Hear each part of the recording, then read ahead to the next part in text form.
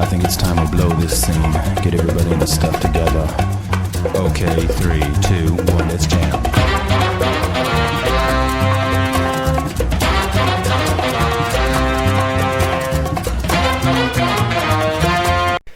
Alright, hey everybody, welcome back to the channel. This is Rob here at Smirking Gun Reviews. Again, I didn't know that they were going to release a second episode this week. I thought they were going to make us wait till next Friday before we aired another episode of The Mandalorian. So what we're going to do, I was going to switch The Leftovers and The Mandalorian, but I think I'm just going to keep Friday, The Leftovers, and The Mandalorian on the same day. Why not? And since I'm more awake, I want to talk a little bit about the first episode and some things that I didn't talk about, which was when I called this a live-action cartoon. Of course it looks like a live-action cartoon. Because I decided after this to start watching the Clone Wars cartoon show. Wanted to see what it looked like on Disney+. I don't know why. Just felt like watching it. So I watched the first episode. It's directed by Dave Filoni. I knew the name. So of course this looks like a cartoon because it's made by a guy who makes cartoons.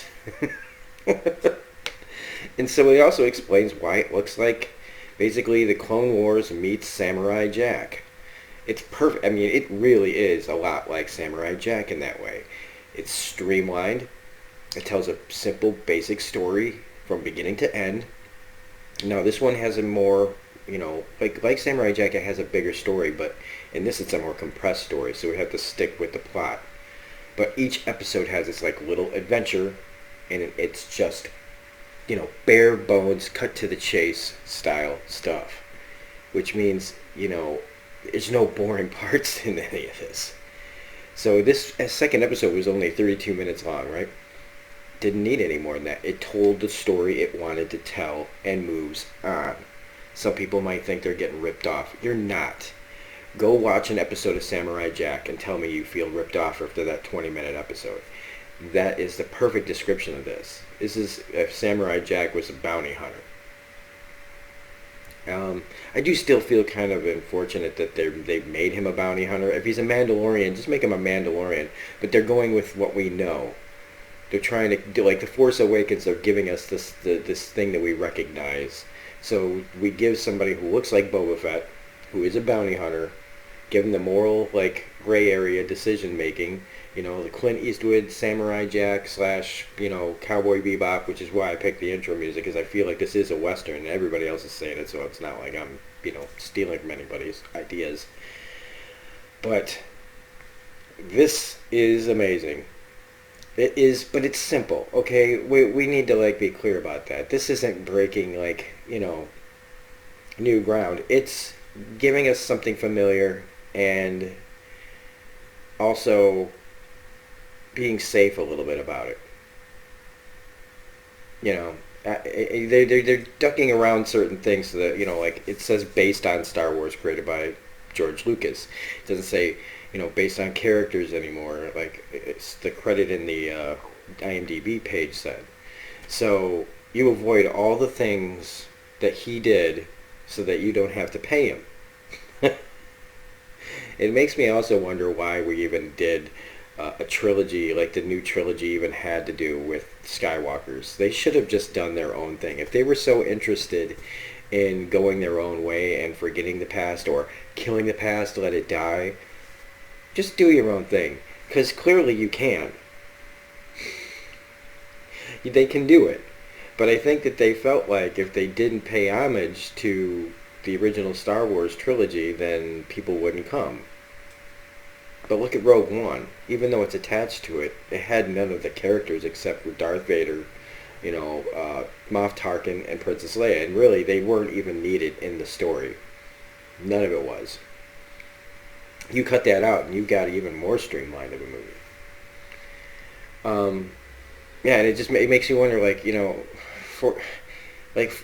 or maybe it was, what Rian Johnson did. I don't know. Because Han Solo dying, we're getting off track, but yeah, I think I know what I'm saying, or what I'm trying to get at.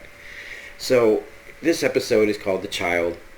Yoda's race has never been given a name, so everybody just will say Yoda baby. which I guess is going to be fine at this point. Um, he gets jumped by these guys really early on. We see what a disintegration looks like from his gun. That was pretty sweet. Um, and again, everything, all the action is just so tight and streamlined. I love these just little beats. It's just, here's this scene, then here's this scene, and then here's this scene. It's real easy to write this. It's more like you're storyboarding it. So like, even though it can say written by Jon Favreau, it's not like he was like banging his head against the wall trying to figure out what to say. There's barely any dialogue in this, which is kind of like another homage to like Samurai Jack's type stuff. Is all visual storytelling. Leave the audience to be able to figure out the context to a lot of this, and also trust them that they know the history enough of the show, of the Star Wars universe, like knowing what Jawas are all about and stuff. We also see that the baby is clearly force sensitive. I think it's really cute. He get back and putting it back. And then we get to the Jawas, which is really fun. And again, it just reminds me of like something that would be in a Samurai Jack episode. You find an enemy. There's the conflict here of them stripping his ship, making him stranded, and that's just dope. And then we have this little adventure. And I love that Jawas are just basically, they can't help themselves. Stealing is what they do. You can't take it personally. Like he takes it personally. But this is a really fun scene. This is a really great action scene where he's blasting the heck out of him. And he gets on this, tries to stop their huge barge, which I don't know, the stormtroopers took out its tracks in Star Wars A New Hope. He thought he could take out maybe the engine. But this is all a really fun scene. And when they finally, he's throwing them out, there's no deeper meaning to any of all this. That's another great thing. Nobody can say that this has got some agenda. Anybody that wants to go, oh, well, the Jawas are meant to represent, shut up. None of it means anything. It's all silly sci-fi universe stuff, and you either like it or you don't. You want to say oh, the Jawas are meant to represent this kind, and it's not right. Somebody out there is going to do it. You know it. Somehow the Jawas these days are going to trigger somebody. They were meant to represent something. It's well, I think those people are the ones that would end up actually perpetuating the stereotype. Nobody else is looking further into this. You think your 10-year-old kid watching this is making connections to this unnecessarily? No, he's seeing this Mandalorian throw Jawas out the side of their truck. Their giant space truck. And it's hilarious. And when he gets to the top, it's even right here, it's just hilarious. Because they just blast him. I actually thought that maybe they'd blast him and strip him of his armor too, and then we'd actually see Pedro Pascal. But I'm still glad that they're sticking to the keep the helmet on. That should be a hashtag. In fact, I'm going to put that in my video called hashtag keep the helmet on. Because I think there's something to be said about just performing it straight like that. Doing a full-on Judge Dredd, as somebody else put it. So he has to now go to the Ugnaught that voiced by Nick Nolte, acted by another great little actor. I don't know why they didn't just use whoever's voice. Maybe he sounds maybe he sounds like Roger Rabbit. Maybe he has a speech impediment. I don't know. But they chose to go with Nick Nolte. I mean, I guess the Ugnaught looks a little like Nick Nolte, but all Ugnaughts kind of look alike. Is that racist? I don't know, but they do. And I guess they all kind of look like Nick Nolte, so maybe that's where they went off. It's you know what? Ugnaughts. Who do they remind me of? Oh yeah, Nick Nolte after a night on the town. When his mugshot photo from way back in the day. I don't know. But he goes to him and he tells him the ground rules. Jawas, this is what they do, man. Once it's theirs, it's theirs. It's kind of like the law of the desert, the law of the West. Possession is 9/10 of the law, even in a galaxy far, far away. So he's forced to ignore his baser instincts and not just go in there blasting everybody. And it's nice that this character actually can listen and follow along and do what needs to be done. even when he's asked to put his gun down when they catch up to them, and he's like, guns are part of my, weapons are part of my religion, which was kind of an interesting thing to say. I mean, it's true if you go by Mandalorian culture, but it's kind of a weird statement to make. I think he was just trying to use any excuse at that point to keep his guns because he doesn't want to lose anything else to these little bastards. And I love Jawas; they're just great. And we also actually kind of get some dialogue. We actually have subtitles here. I don't know if we've ever had a subtitle for a Jawa saying something to somebody. It's always just been.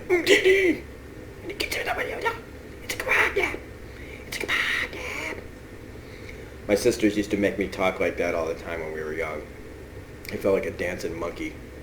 I can't do it anymore. I think it's too early in the morning though. So for his parts, they want an egg. And so he has to go to this cave and fight basically something that looks similar to the animal that Anakin fought in Attack of the Clones. It's similar. It's like a big rhino. Kind of like a big woolly rhino. And it's dirty and muddy, and this is great. This is a great CGI action piece. It shows, just because he's a Mandalorian doesn't mean he can't have his butt handed to him by a big creature. And his armor just gets smashed right away. His gun jammed. He has no weapons against this thing. He tries to use the flamethrower, which I have to remember was used really funnily in the Jawa scene where he just starts to snap like, how about you take a little of this? Like he starts to flame him. And then, he's doomed here. And so he has to fight this thing with just a knife. And basically he accepts his fate. He accepts his fate and has his knife out, and that's when the little Yoda baby puts out its hand and uses the Force to stop this creature in its tracks and lift it up. It doesn't really know what to do other than stop it. And it takes its toll on it because it's like a little thing. I mean, it may be 50 years old, but remember Yoda was 900 something years old when he died. But it gives him just enough time to stab it. Now, that's the only, in this whole episode, that's the only unbelievable thing, is that he just stabs it once in, the neck and it just dies. Okay, that knife was, this long, and half of it was hilt. Okay.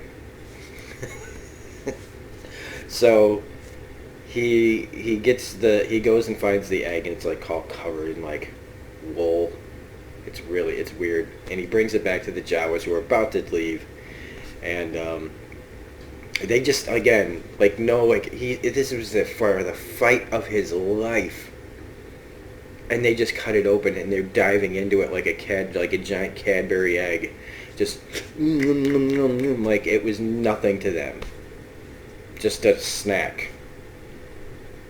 And I think that's, just the cultural differences and even him just realizing, I can't believe this is happening to me. So him and the Ugnaught go back to his ship. They have a little montage of him putting his ship back together. And we just have this nice moment of him saying, what do I owe you? He's like, you're my guest. I don't think the Mandalorian is used to this kind of treatment of just somebody not doing anything for any greater gain.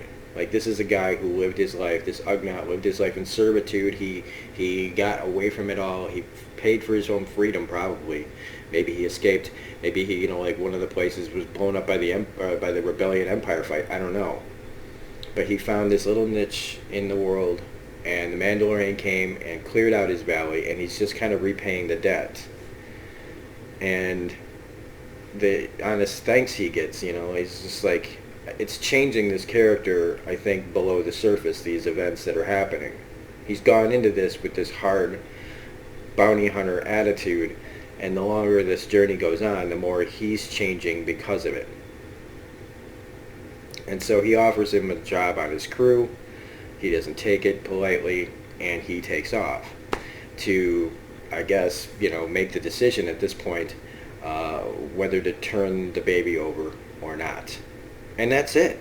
It's no deeper meaning than that. You want to talk about like some sort of poetry about it. You want to talk Shakespearean. You want to talk metaphors. Go right ahead. But it's a simple story. This is a live action cartoon, and it's fantastic for what it is. And also, people that are like saying that why isn't there John Williams music in here? Like, if it's not John Williams, guess what, man? Just get on with your freaking lives. Move on. I think the music is fine here. It reminds me of, for some reason, it reminds me even more of the Disney Holiday Christmas Special cartoon that this character's like look, I think, is based on. I think it's really great. It has a good Western feel to it. I don't know why why can't people why are they clinging on so hard? It's like they can't, it's like, oh, this is good, but why does there have to be a but? Why can't you just enjoy it? Why is everything got to be, oh, well, it's good, but this proves like they can do good. Why aren't the Star Wars movies good? Because they're movies. The movies in this are different. They're structured differently. They're created by a different person's vision. This is Jon Favreau's vision. Now maybe you should say, why didn't they get Jon Favreau to make the movies then? Ask that question. Leave this thing to itself, and you want to complain about the Star Wars movies, you go right ahead and you complain about the Star Wars movies. Stop trying to turn this show into another soapbox for you to bitch on. These people, I don't understand it anymore.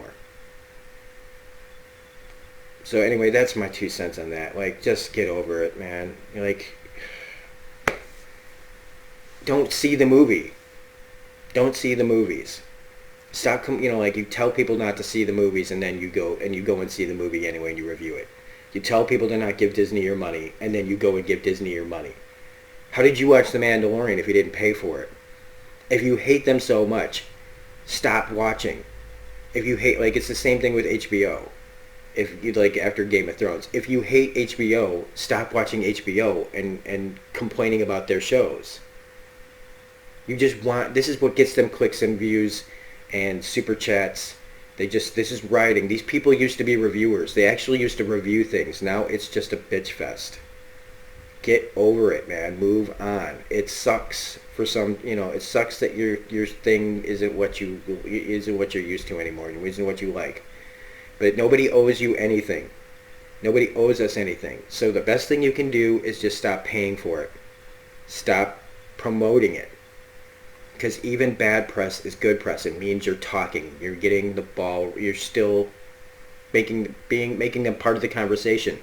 Indifference and not paying is how you get them to back off and stop doing things. It's the only way to change things, really. Complaining and complaining and complaining helps Twitter and things like that. And I know I'm going off on a bit of a rant here, but it's just so frustrating that people can't even enjoy something that's good without turning it into a freaking another launching thing to into the why Star Wars is bad now. Anyway, if you liked this review, please hit that like button, comment, share, subscribe if you're not a subscriber. We were closer to 1,000 yesterday. We were 10 away. Now we're about 12. I think that just is what happens when people hear you say, hey, I'm almost at 1,000, and then they start dropping you. I don't know. But we'll get there when we get there, right? So 12 away is, whatever. So I'm really digging this show. I hope you guys are too. Now that I'm wide awake and I'm able to talk. See, this is what the first Mandalorian episode would have been like. So I would have been complaining about those people before. Anyway. Yeah, see, even this is the last time I'm going to talk about it, hopefully. So I've gotten that out of my system. So this is Rob, a smirking interview, saying we'll be back next Friday with Mandalorian Chapter 3. And I'm sure that this and has the same people working at it every week. Also, the art at the end is always really cool. The paintings and everything, nice touch. So this is Rob saying have a great day, and we'll see you on the next video. Bye.